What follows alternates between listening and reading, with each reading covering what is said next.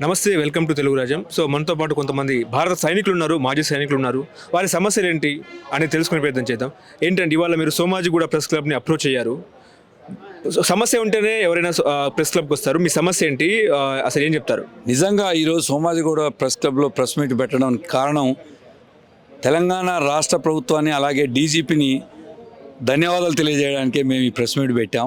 కాకపోతే ఈ press meet ద్వారా మేము ధన్యవాదాలు తెలియజేయడానికి మా ఒక సైనికుడి కుటుంబానికి జరిగిన అన్యాయాన్ని ఈ తెలంగాణ పోలీస్ వ్యవస్థ చాలా దగ్గరగా చూసి దాన్ని క్లియర్గా వాళ్ళ మీద చర్య తీసుకొని ఏదైతే ఈ సంఘటనని సుమోటోగా తీసుకొని వాళ్ళకి కుటుంబాన్ని న్యాయం చేయడానికి ముందుకు వచ్చింది. కాబట్టి దాని ద్వారానే మేము రాష్ట్ర ప్రభుత్వానికి అలాగే పోలీస్ వ్యవస్థకి ధన్యవాదాలు తెలుపుతూ మాజీ సైనికులకి అలాగే సైనికులకి రాష్ట్రంలో ఇంకా ఎన్నో ఇబ్బందులు ఉన్నాయి. ఇది ఒక చిన్న అను మాత్రమే. సో ఒక 100%లో ఒక 0.001%.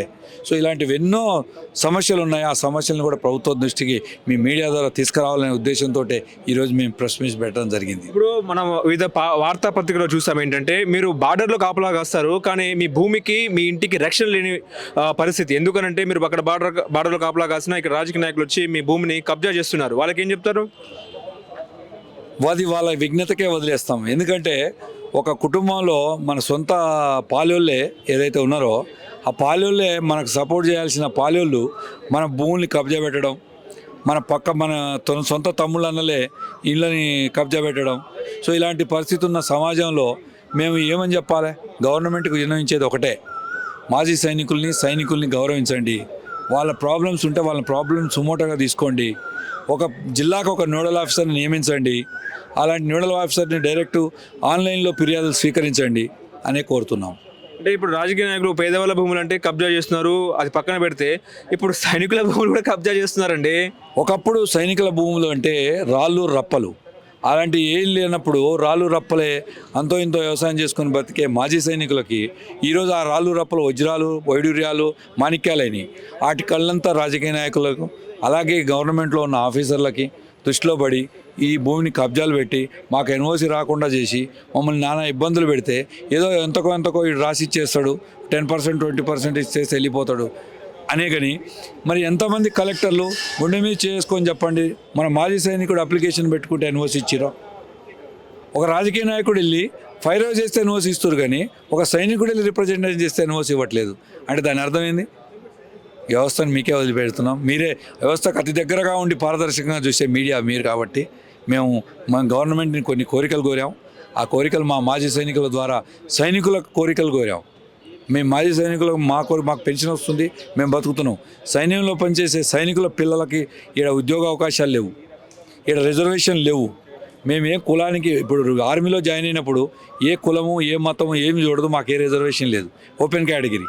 మరి మేము ఇక్కడ మా పిల్లలు నాన్ లోకల్ ఎట్లయితారు? మేమేమో లోకలు, మా పిల్లలు బయట చదువుకొని వస్తే మేము నాన్ లోకల్. సో ఆ జీవోని కూడా సవరించాలని గవర్నమెంట్ని కోరుతున్నాం. ఇప్పుడు ఏపీ విషయానికి వస్తే ఏపీలో ఒక సైనికుడు తన బాధను వ్యక్తీకరణ చేసినాడు. మినిస్టర్ కూడా ట్యాగ్ చేసినారు, ఐటీ మినిస్టర్ లోకేష్ గారికి ట్యాగ్ చేస్తే వెంటనే ఆయన సమస్యను వెంటనే పరిష్కారం దిశగా ఆయన ముందుకు తీసుకెళ్లినారు. అలాంటివి వెంటనే రాజకీయ నాయకుడు కూడా మీ సమస్యను వెంటనే పరిష్కరించే దిశగా ముందుకెళ్ళాలంటారా? తప్పకుండా. ఇప్పుడు మేము ఒక సైనికులము, మేము ఏ రాజకీయాల జోలికి పోము. కానీ ఈరోజు పరిస్థితి ఎట్లా వచ్చిందంటే మాకు ఓటు బ్యాంక్ ఉంటేనే, మాకు ప్రాతినిధ్యం ఉంటేనే మమ్మల్ని గుర్తిస్తారనే పరిస్థితికి, మానసిక స్థితికి వచ్చాం. మా మాజీ సైనిక సంఘాలు కూడా ముందుకు వస్తున్నాయి.